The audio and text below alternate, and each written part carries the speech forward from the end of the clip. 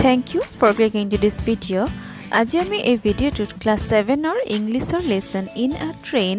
এই পাঠটোৰ সম্পূৰ্ণ অসমীয়াৰ অৰ্থৰ লগতে প্ৰশ্ন উত্তৰখিনিও আলোচনা কৰিম। গতিকে ভিডিওটো শেষলৈ চাই থাকিবা আৰু যদি প্ৰথমবাৰ চাইছা তেনেহলে প্লিজ লাইক, শেয়াৰ আৰু সাবস্ক্ৰাইব কৰিবলৈ নাপাহৰিবা। এই পাঠটো লিখিছে আমাৰ ভাৰতৰ প্ৰথম প্ৰধানমন্ত্ৰী পণ্ডিত জৱাহৰলাল নেহৰুৱে আৰু তেখেত এজন ৰাজনৈতিকৰ লগতে এজন কি আছিল লেখকো আছিল আৰু তেখেতৰ আত্মজীৱনী discovery of India and glimpses of world history এইবিলাক তেখেতৰ মানে কি উল্লেখযোগ্য মানে লেখত ল'বলগীয়া কিছুমান লিখনি হয়। আৰু তেওঁ বহুতো চিঠি লিখিছিল আৰু চিঠিসমূহত কি পোৱা যায় সাহিত্যৰ যিবোৰ ৰস আছে সেইবোৰ চিঠিসমূহতো পোৱা যায়। বাকি তেওঁৰ লিখনিত ধাৰণা, দৰ্শন, মতামত এই আটাইবোৰ অতি সম্পূৰ্ণভাৱে সহজ ৰূপত বা সৰল ৰূপত প্ৰকাশিত হোৱা দেখা যায়। ইয়াৰে প্ৰথম প্ৰশ্নটো আমি চাই লওঁ কি দিছে, what type of life did Nehru live? নেহৰুৱে কেনেকুৱা ধৰণৰ জীৱন যাপন কৰিছিলে সুধিছে। Nehru lived a very busy life. তেওঁ কেনেকুৱা ধৰণৰ লাইফ কটাইছিলে বুলি কৈছে, বহুত ব্যস্ততাপূৰ্ণ জীৱন। Full of various activities with utility of both useful and doubtful nature. আৰু লগতে তেওঁ বিভিন্ন ধৰণৰ এক্টিভিটি কৰি তেওঁৰ সময়বোৰ পাৰ কৰিছিল, যিবোৰ কিছুমান ইউজফুল আছিল আৰু কিছুমান ডাউটফুল আছিল। ডাউটফুল মানে কিবা সন্দেহ থকা, মানে এক্সপেৰিমেণ্ট কৰা। তেওঁ তেনেকুৱা ধৰণৰ বিভিন্ন ব্যস্ততাৰ মাজতো আৰু বেলেগ বেলেগ এক্টিভিটি কৰি মানে কাম কৰি তেওঁৰ জীৱনটো যাপন কৰিছিলে। Question number 2. Why did Nehru not find any difficulty in reading books in the third class or the intermediate class compartment? অৰ্থাৎ নেহৰুৱে থাৰ্ড ক্লাছ বা ইণ্টাৰমিডিয়েট ক্লাছ কম্পাৰ্টমেণ্টত গৈ থাকোঁতে কিতাপ পঢ়িছিল, তেতিয়াও একো অসুবিধা পোৱা নাছিলে। কিহৰ কাৰণে সুধিছে। Answer, Nehru did not find any difficulty in reading books in the third class or the intermediate class compartment. মানে কুৱেশ্যনটো যিখিনি আছে সেইখিনি আহিলে নহয় জানো। নেহৰুৱে থাৰ্ড ক্লাছ বা ইণ্টাৰমিডিয়েট ক্লাছ কম্পাৰ্টমেণ্টত কিতাপ পঢ়োঁতে একো অসুবিধা পোৱা নাছিলে। কাৰণ কি দিছে, because of invariable friendliness of his fellow' travellers and the courtesy of railway officials. মানে তেওঁৰ যিখিনি ফেল' ট্ৰেভেলাৰ্ছ আছিলে, এতিয়া ফেল' ট্ৰেভেলাৰ্ছ মানে কি, একেলগে যিসকলে যাত্ৰা কৰিছিলে তেওঁলোকক ফেল' ট্ৰেভেলাৰ্ছ বুলি কৈছে। আৰু কৰ্টেচি অফ ৰেলৱে অফিচিয়েলছ মানে ৰেলৱেৰ যিবোৰ কৰ্মী আছিলে বা ৰেলৱেত চাকৰি কৰা যিসকল লোক আছিলে তেওঁলোকৰ সহযোগত আৰু তেওঁৰ সহযাত্ৰীসকলৰ সহযোগত যিখিনি তেওঁলোকে হেল্প কৰিছিলে বা ছাপৰ্ট কৰিছিলে, সেই কাৰণতে নেহৰুৱে মানে ট্ৰেইনত গৈ থাকোঁতেও কিতাপ পঢ়াত একো অসুবিধা পোৱা নাছিলে। এতিয়া number 3 question, how did Nehru manage to get time to read books? সুধিছে যে নেহৰুৱে কিতাপ পঢ়িবলৈ কেনেকৈ সময় মেনেজ কৰিছিলে বা কেনেকৈ সময় উলিয়াইছিলে। Answer, though Nehru spend a very busy life, he tried to find a little time at night to read some books. অৰ্থাৎ নেহৰুৱে যদিও বহুত ব্যস্ততাপূৰ্ণ জীৱন পাৰ কৰিছিলে, তথাপিতো তেওঁ কিতাপ পঢ়িবলৈ ৰাতি অকণমান সময় উলিয়াইছিলে। কাৰণ আমি একদম প্ৰথম প্ৰশ্নটোতে পাইছোঁ যে নেহৰুৰ জীৱনটো কেনেকুৱা আছিলে, একদম ব্যস্ততাৰে ভৰা আছিলে। গতিকে কেতিয়া সময় উলিওৱা বুলি কৈছে পঢ়িবলৈ? ৰাতি। most of his reading took place in railway trains as he journeyed to and fro across this vast country. আৰু তেওঁৰ বেছিভাগ কেতিয়া কিতাপ পঢ়া মানে কেতিয়া পঢ়ে বুলি কৈছিলে, ট্ৰেইনৰ জাৰ্ণিবিলাকত। কাৰণ তেওঁ প্ৰায়ভাগ সময়ে মানে দেশখনৰ ইটো মূৰৰ পৰা সিটো মূৰলৈ গৈ থাকিবলগীয়া হৈছিলে। টু এণ্ড ফ্ৰ' মানে হৈছে ইফালৰ পৰা সিফাল। গতিকে তেওঁ সেই ট্ৰেইন জাৰ্ণিবোৰতে কিতাপ পঢ়ে আৰু যেতিয়া ট্ৰেইন জাৰ্ণিত নাযায় তেতিয়া তেওঁ ৰাতি সময় উলিয়াই কিতাপ পঢ়ে। Question number 4. Why did Nehru prefer to travel in the third or intermediate class? মানে নেহৰুৱে ট্ৰেইনত যেতিয়া ট্ৰেভেল কৰিছিল তেতিয়া তেওঁ কিয় থাৰ্ড বা ইণ্টাৰমিডিয়েট ক্লাছত ট্ৰেভেল কৰিছিলে? থাৰ্ড ক্লাছ মানে উইদাউট AC মেবি তেনেকুৱা হ'ব আৰু জেনেৰেল ক্লাছৰ নিচিনা। তো আনসাৰ কি দিছে, in spite of discomfort Nehru preferred to travel in the third or intermediate class. মানে যদিও বহুত ডিসকমফৰ্ট আছিলে ডিসকমফৰ্ট মানে কি য'ত আমাৰ কমফৰ্টেবল নহয় য'ত আমাৰ বিভিন্ন অসুবিধা হয় কৈছে যে বহুত অসুবিধা হোৱাৰ পিছতো তেওঁ থাৰ্ড বা ইণ্টাৰমিডিয়েট ক্লাছেৰে ট্ৰেভেল কৰিছিল because The difference in the third class and second class force was very great. মানে second class আৰু third classৰ যিটো মানে difference আছিলে ভাড়াৰ ট্ৰেইনৰ টিকেটৰ দামৰ যে difference আছিলে সেইটো বহুত বেছি আছিলে বুলি কৈছে সেইকাৰণে তেওঁ অসুবিধা হলে থাৰ্ড ক্লাছেৰে ট্ৰেভেল কৰিছিল Only dire necessity sometimes compelled him to indulge in the luxury of second class travel. যদি কেতিয়াবা বহুত বেছি দৰকাৰী হৈ যায় তেতিয়াহে তেওঁ মানে সেকেন্ড ক্লাছ ট্ৰেভেলত মানে একদম লাক্সাৰি ভাবে তেওঁ লাক্সাৰি মানে কি খুব বেছি আৰামদায়ক তেনেকুৱা নহয় জানো সো তেনেকুৱা ভাবে তেওঁ সেকেন্ড ক্লাছত ট্ৰেভেল কৰিছিল Question number 5 What are rupees, annas and pies? Rupees, annas আৰু pies মানে কি খুদিছে Rupees, annas and pies are monetary unit in India of the past. মানে এইবোৰ আমাৰ পইচাৰৰ হিসাব হয় in the past. Past মানে অতীত কালত মানে ইণ্ডিয়াত আমাৰ আগতে 1957 ৰ আগতে আমি 1 টকা 2 টকা কোৱাত কৈ আমাৰ কি কৈছিলে rupees কৈছিলে anna কৈছিলে আৰু pie কৈছিলে 12 pie made 1 anna and 16 annas made 1 rupee. মানে 12 pie হলে মানে 12 pie হলে 1 আনা হয় আৰু 16 আনা হলে 1 টকা হয় এতিয়া যেনেকৈ 100 পইচাৰে 1 টকা হয় ঠিক আগতে তেনেকুৱাকে কি হৈছিল 16 আনাৰে 1 টকা হৈছিল আকৌ 1 আনা কেতিয়া হয় 12 পাইৰে হয় Number 6 What made Nehru shift from the intermediate class to the second class compartment? মানে এবাৰ নেহৰুৱে ট্ৰেভেল কৰি থাকোতে ইন্টাৰমিডিয়েট ক্লাছ মানে থাৰ্ড ক্লাছৰ পৰা সেকেন্ড ক্লাছলৈ শিফট কৰিছিলে হলনি কৰিছিলে আৰু হেতু কিহৰ কাৰণে খুদিছে Answer Once Nehru was traveling to Karachi by train in an intermediate class. মানে এবাৰ নেহৰুৱে কাৰাচি গৈ আছিল কাৰাচি ক'ত আছে পাকিস্তানত আছে সো ট্ৰেইনেৰে কাৰাচি গৈ আছিল আৰু third class at গৈছিলে মানে intermediate class এৰে গৈ আছিল at Lahore terrifying accounts heat and dust compelled him to shift to the luxuries of second class travel আৰু তেনেকে গৈ তেওঁলোকে যেতিয়া লাহোৰ পালে লাহোৰত ইমান বেছি ধুলি আৰু গৰম হৈছিল তাৰ মানে হে ধুলি আৰু গৰমৰ পৰা ৰক্ষা পাবলৈ তেওঁ luxury of second class লৈ গৈছিল মানে second class লৈ তেওঁ shift কৰি দিছিল Number 7. Why did Nehru give up the habit of writing in a train? অৰ্থাৎ ট্ৰেইনত লিখাৰ যি অভ্যাস আছিল হেতু নেহৰুৱে কিয় বাদ দিলে Answer Nehru used to write a great deal while traveling মানে যেতিয়া ট্ৰেভেল কৰি আছিল তেতিয়া নেহৰুৱে বহুত বিভিন্ন ধৰণৰ বস্তু লিখি আছিল With the growing age Nehru lost the flexibility of his body that helped him to write in a moving train against its shaking and jolting. So he gave up the habit. কিন্তু যেতিয়া বয়স বাঢ়ি আহিলে with the growing age নেহৰুৱে কি কৰিলে নিজৰ বডিৰ যোনটো ফ্লেক্সিবিলিটি আছিল হে ফ্লেক্সিবিলিটিটো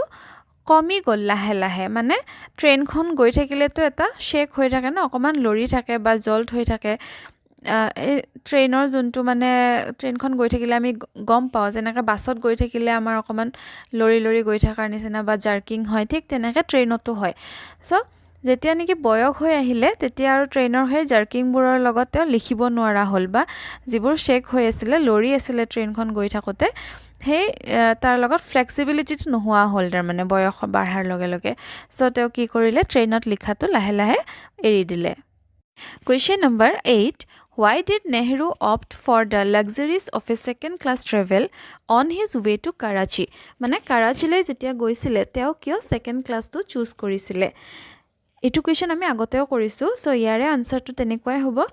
On his way to Karachi, Nehru opted for the luxuries of a second class travel. মানে কাৰাচিলৈ গৈ থাকোতে নেহৰুৱে কি কৰিলে সেকেন্ড ক্লাছ ট্ৰেভেলৰ কাৰণে চুজ কৰিলে Because of terrifying accounts of the heat and the dust on the way. কিহৰ কাৰণে কৰা বুলি কৈছিলে ৰাস্তাত গৈ থাকোতে গৰম আৰু ধুলিৰ যি মানে উত্তাপ বাঢ়িলে গৰম আৰু ধুলিটো মানে বহুত বেছি হ'ব ধৰিলে হেইটোৰ পৰা বাচিবলৈ তেওঁ সেকেন্ড ক্লাছটো চুজ কৰিলে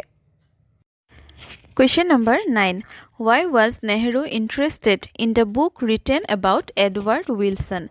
Edward Wilsonৰ বিষয়ে লিখা কিতাপখনত নেহেৰুৱে কিয় ইন্টাৰেষ্ট দেখুৱাইছিলে মানে কিয় আগ্ৰহী আছিলে Nehru was interested in the book written about Edward Wilson because কিয় বুলি কৈছে it had come to him from a remarkable man মানে এজন বিখ্যাত লেখক লবলগীয়া মানুহৰ পৰা তেওঁ এই কিতাপখন পাইছিলে আৰু সেই মানুহজন কোন A.G. Fraser principal of the Achimota college in West Africa মানে ৱেষ্ট আফ্ৰিকাৰ আচিমোটা কলেজৰ প্ৰিন্সিপাল A.G. Fraserৰে এই কিতাপখন তেওঁক গিফ্ট দিছিলে A notable and unique monument of African education কাক কৈছে নটেবল মানে লেখত লবলগীয়া আৰু ইউনিক মনুমেন্ট মানে আফ্ৰিকাৰ ভিতৰত এটা আফ্ৰিকান এডুকেশ্যন যি সিস্টেম আছে শিক্ষা পদ্ধতি আছে তাৰে মানে এখন লেখত লবলগীয়া ইনষ্টিটিউট হয় আচিমোটা কলেজ আৰু তাৰে প্ৰিন্সিপাল A.G. Fraserৰে এই কিতাপখন তেওঁক গিফ্ট দিছিলে Moreover, Edward Wilson was a lover of birds and animals. Edward Wilson কোন আছিলে পক্ষী আৰু পশু পক্ষীৰ প্ৰেমিক আছিলে তাৰ মানে তেওঁ পশু পক্ষী ভাল পাইছিলে and comrade unto death of Scott in the Antarctic region আৰু যি Antarctic regionত Antarcticৰ এৰিয়াখিনিত যি ডেথ অফ স্কট আছে মানে মৃত্যুৰ যি সেই জায়গা আছে তাতে মানে তেওঁ কমৰেড আছিলে অৰ্থাৎ তেওঁ সেই জায়গালৈ আগবাঢ়ি গৈছিলে Question number 10. What was Nehru's vision of future? অৰ্থাৎ নেহেৰুৱে ফিউচাৰৰ বিষয়ে কি কৈছিলে বা দৰ্শন কি আছিলে Nehru's vision of the future was that man with his indomitable spirit and persistence would conquer the universe. India will also prosper with the development of science and technology. অৰ্থাৎ কৈছে যে মানুহৰ যদি ইচ্ছা শক্তি থাকে প্ৰবল ইচ্ছা থাকিলে মানুহে যিকোনো কাম কৰিব পাৰিব এই বিশ্ব ব্ৰহ্মাণ্ডকো জয় কৰিব পাৰিব যদি আমাৰ ইচ্ছা থাকে আমাৰ যদি স্পৃহা থাকে কিবা এটা জানিবৰ কাৰণে কিবা এটা কৰিবৰ কাৰণে India will also prosper with the development of science and technology আৰু ভাৰতেও বিজ্ঞান আৰু প্ৰযুক্তিবিদ্যাত লেখত লবলগীয়াকৈ মানে আগবাঢ়ি যাব এই বিষয়ে নেহেৰুৱে মানে এইটো কৈছিলে আৰু ইন ফিউচাৰক লৈ পেলে Question number 11. What according to Nehru is the greatest adventure of all? এতিয়া adventure মানে কি আমিতো কিতাপখন মানে পাঠটো পঢ়োতে বহুত পাইছো ন এডভেঞ্চাৰ শব্দটো এডভেঞ্চাৰ মানে কি কিবা এটা মানে আনে নকৰা কাম এটা বা দুঃসাহসিক কাৰ্যবিলাকক এডভেঞ্চাৰ বুলি কয় যেনে মাউণ্ট এভাৰেষ্ট ক্লাইম্ব কৰা মানে পৰ্বত আৰোহণ কৰা বা কোনোবা মানে ডিপ ফৰেষ্টৰ ভিতৰত যোৱা তেনেকুৱা কামবিলাক যিবোৰ দুঃসাহসিক কাম থাকে সেইবিলাকক এডভেঞ্চাৰ বুলি কয় তোমালোকে কেতিয়াবা শুনিছানে ফ্ৰেণ্ডছৰ মুখত বা কিবা ফিল্মবিলাকত আমি চালে পাওঁ যে আমি এটা এডভেঞ্চাৰাছ ট্ৰিপত গৈ আছো তাৰ মানে অকমান ভয় লগা হ'ব পাৰে কিবা ৰিস্কো থাকিব পাৰে য'ত আমি ৰিস্ক ল'ব লাগে তেনেকুৱা কামবোৰক এডভেঞ্চাৰ বুলি কয় So, Nehruৰ মতে adventure কি আছিলে খুদিছে greatest adventure কি আছিলে According to Nehru, man should not stare in misery or slavery, rather he should open up his spirit so that he may become worthy of his great inheritance and make his life full of beauty and joy and the things of spirit. Adventure of life is the greatest adventure of all. মানে নেহেৰুৱে কৈছে যে আমি মানুহবোৰৰ কথা কৈছে আমি কাৰো স্লেভাৰী কৰি থাকিব নালাগে বা কোনোবাই ক'ব আমি কৰিম তেনেকুৱা নহয় তাতকে আমাৰ যি ইচ্ছা আছে বা আমাৰ আত্মাই যি কয় মনে যি কয় সেইটোৰ মতেহে আমি সদায় যাব লাগে সেইবুলি বেয়া কামত যোৱাৰ কথা কোৱা নাই বাৰু দেই So, তেওঁ কৈছে যে আমাৰ যেতিয়া আমি নিজে ইচ্ছা কৰিম কিবা এটা কামত সেই কামটোত আমি ফুৰ্তি পাম বা কামটো কৰিও ভাল লাগিব গতিকে জীৱনৰ এডভেঞ্চাৰটোৱে আটাইতকৈ মানে গ্ৰেটেষ্ট এডভেঞ্চাৰ বুলি নেহেৰুৱে কৈছে Question number 12 What happened when the train was passing through the Sindh desert Hindu desert মানে মৰুভূমি সেইফালে যেতিয়া ট্ৰেইনখন গৈ আছিল তেতিয়া কি হৈছিল সুধিছে Though the author had shifted from the intermediate to second class compartment, clouds of fine dust streamed in through all manners of services of their closely shuttered compartment and covered them layer upon layer and made the air heavy to breathe মানে কি হৈছিল যদিও তেও second ক্লাছত shift কৰিলে তথাপিও যিমান ধূলিৰ উত্তাপ বাঢ়িছিল সেই ধূলিবোৰে যি অকমান খিৰিকীৰ ফাঁক আছিল বা তেনেকুৱা দৰজাবোৰৰ ফাঁক আছিল কম্পাৰ্টমেন্টবোৰত সেইফালে গোটেই সোমাই আহিছিল আৰু একদম পুৰা ৰুমটো মানে ট্ৰেইনৰ ভিতৰখন ধূলিময় কৰি পেলাইছিলে আৰু ইমান ডাঠ হৈ গৈছিলে মানে ধূলিৰ আৱৰণটো যে তেওঁলোকে তাতে উশাহ লবলৈও কষ্ট পাইছিলে Next question number 13 Why had the book on Edward Wilson a double appeal for Nehru মানে এডৱাৰ্ড উইলছনৰ কিতাপখন নেহৰুৰ কাৰণে ডাবল এপিল আছিল দুটা ধৰণৰে তেও ভাল পাইছিলে কিহৰ কাৰণে সুধিছে The book on Edward Wilson had a double appeal for Nehru because Wilson was a remarkable and unusual man. কাৰণ Wilson এজন লেখত লবলগীয়া আৰু তেও সাধাৰণ মানুহ নাছিল তাৰমানে ইউজুৱেল নাছিল তেও unusual আছিলে আৰু আছিলে কি a lover of bird আৰু animal and comrade unto death of Scott in the Antarctic region. মানে Antarctic regionৰ যি মৃত্যুৰ হে আছিলে তাতেও তেও গৈছিলে লগতে তেও মানে জীবজন্তু আৰু পক্ষী মানে চৰাইবোৰ ভাল পাইছিলে এটা হেতু অন দা আদাৰ হ্যান্ড আৰু তাৰ বাহিৰেও সেকেন্ড কথাটো কি আছিল এইটো তেওক গিফট দিছিলে এজন উল্লেখনীয় লোকৰ পৰা তেও উপহাৰ হিচাপে পাইছিলে আৰু তেও কোন A.G. Fraser for long principal of Achimota College in West Africa that noble and unique monument of African education which he had built up with his labor and sympathy and affection মানে দুটা কাৰণ কি এটা হৈছে সেই মানুহজনে বিশেষ তাৰ মানে এডৱাৰ্ড উইলসন মানুহজনে বিশেষ সেই কাৰণে তেও ভাল পাইছিলে আৰু আনটো হৈছে কি এই কিতাপখন তেওক জনে দিছিলে সেই গিফট দিয়া মানুহজনো তেওঁৰ কাৰণে এজন বিশেষ মানুহ আছিল হেতু কাৰণে এই দুটা কাৰণতে তেও কিতাপখন বহুত এটা স্পেশাল এপিল আছিল Number 14 Write what you know about A.G. Fraser মানে A.G. Fraser বিষয়ে তুমি যি জানা লিখিব দিছে আমি পাষ্টৰ পৰা কি বুজি পালো A.G. Fraser কোন আছিল লং টাইম প্ৰিন্সিপাল আছিল কোৰ প্ৰিন্সিপাল আছিল Achimota college in West Africa আৰু Achimota কলেজৰ কথা কি লিখিছে Nobel and unique monument of African education বুলি কৈছে Fraser had built up it with labor and sympathy and affection আৰু এই কলেজখন মানে তেওঁৰ যে সাহায্য আছিল তেওঁৰ যে সহানুভূতি আছিল বা তাৰ যিখিনি কষ্ট কৰিছিল সেই কষ্টৰ ফলতে মানে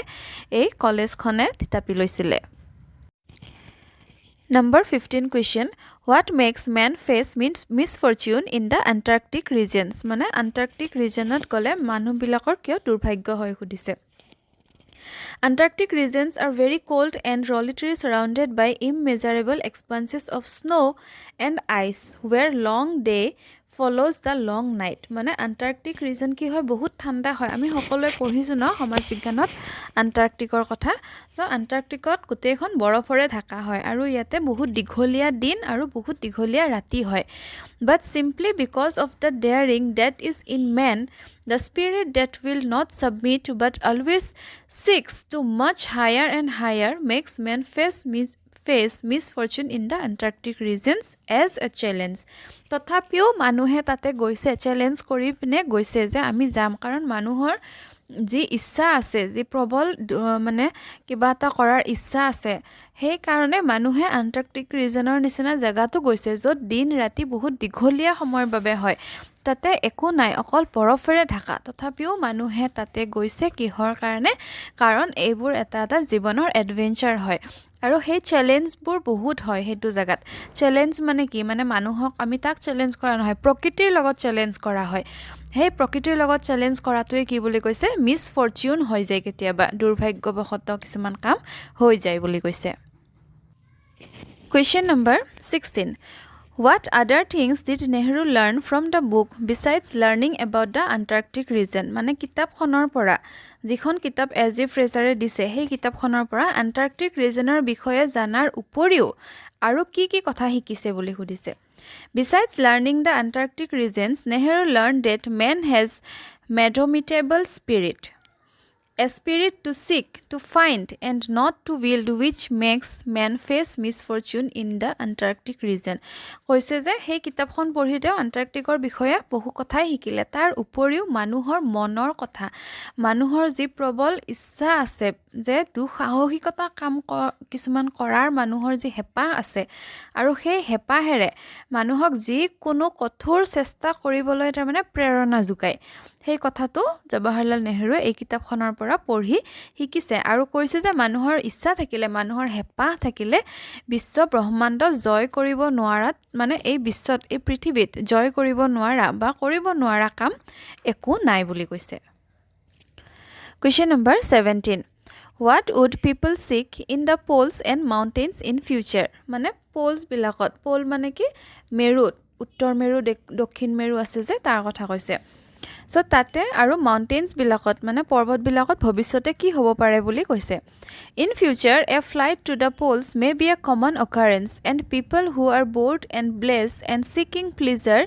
feverishly may come to the poles would seek adventure in the poles কৈছে যে এতিয়া এইখিনি সময়ত মানুহে উত্তৰ মেৰু বা দক্ষিণ মেৰুত ইমান নাযায় কাৰণ গোটেই বৰফেৰে ঢাকা কিন্তু ফিউচাৰত এনেকুৱা হ'ব পাৰে যে যেতিয়া আমাৰ এতিয়া যেনেকুৱা গুৱাহাটীৰ পৰা দিল্লীলৈ বা গুৱাহাটীৰ পৰা ইউএছ লৈ যেনেকৈ কন্টিনিউ ফ্লাইট গৈ থাকে প্লেনবোৰ চলি থাকে ঠিক তেনেকৈ ইন ফিউচাৰ মানে ভৱিষ্যতে কি হ'ব আমাৰ সেই পললৈও তাৰমানে তেনেকুৱাকৈ মানুহবোৰ অতি সহজে অহা যোৱা কৰিব পাৰিব বা কোনোবাই কৈছে যে মই প্লেজাৰৰ কাৰণে যাম মানে মনটো ভাল লগাব পৰা যায় অকণমান ফুৰি আহোঁ এতিয়া যেনেকৈ মানে টুৰত যায় ইউৰোপ টুৰত যায় মানুহে আমেৰিকা টুৰত যায় ডুবাই যায় নহয়নে তো ইয়াতে কৈছে যে ইন ফিউচাৰ চাগে মানুহে তেনেকৈ পলত যাব এডভেঞ্চাৰ কৰিবলৈ কিছুমান দুঃসাহসিকতা কিছুমান কাম কৰিবলৈ বা কিছুমান চেলেঞ্জ ফেচ কৰিবলৈ মানুহে তেতিয়া পললেও এতিয়া ইমান সহজে অহা যোৱা কৰিব পৰা হ'ব বুলি কৈছে Question number 18 Why did Nehru carry a box full of books during his train journey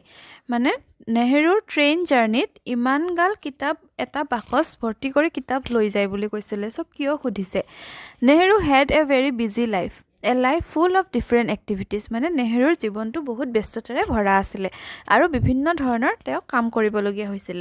he had no time to read books যাৰ কাৰণে নেকি তেওঁ কিতাপ পঢ়িবলৈ সময় উলিয়াব পৰা নাছিল but he was a great lover of books কিন্তু তেওঁ অত্যন্ত কিতাপ প্ৰেমী আছিল মানে তেওঁ কিতাপ পঢ়ি ভাল পাইছিল therefore he managed some time for reading books especially at nights আৰু সেই কাৰণে তেওঁ কিতাপ পঢ়িবলৈ অকমান সময় উলিয়াইছিল বিশেষকৈ ৰাতিৰ ভাগত most of his reading occurred during his train journey যেহেতু তেওঁ সময় নাপায় আৰু দেশখন ভ্ৰমণ কৰি ফুৰিব লাগে সেই কাৰণে তেওঁ ট্ৰেইন জাৰ্নিত পঢ়িবলৈ সময় পাইছিল আৰু সেইটো কাৰণতে যেহেতু তেওঁ ট্ৰেইন জাৰ্নিত যাব তাতে সময় পাব তেওঁ কিতাপৰ বাকচটো লৈ ফুৰিছিল যাতে তেওঁ যেতিয়াই সময় পায় তেতিয়াই তাৰ পৰা কিতাপ উলিয়াই পঢ়িব পাৰে বা তেওঁ ভাল পোৱা কিতাপখন তেওঁ চাব পাৰে তো ইমানে আছিলে আমাৰ আজিৰ প্ৰশ্ন উত্তৰখিনি আই হোপ তোমালোকে বুজি পাইছা গুটিখিনি প্ৰশ্নৰ উত্তৰ ধুনিয়াকে আৰু কেতিয়াও তোমালোকে মুখস্থ কৰিবলৈ নাচাবা কাৰণ তোমালোকৰ এটা ট্ৰান্সলেচন আছে ট্ৰান্সলেচন কৰিব পাৰা তোমালোকে জানা সো কথাখিনি তুমি মনতে ভাবি ল'বা আৰু সেই হিচাপে তুমি ধুনিয়াকে ট্ৰান্সলেট কৰি ইংলিছত বনাই লিখিবা and thank you for watching my video keep watching keep supporting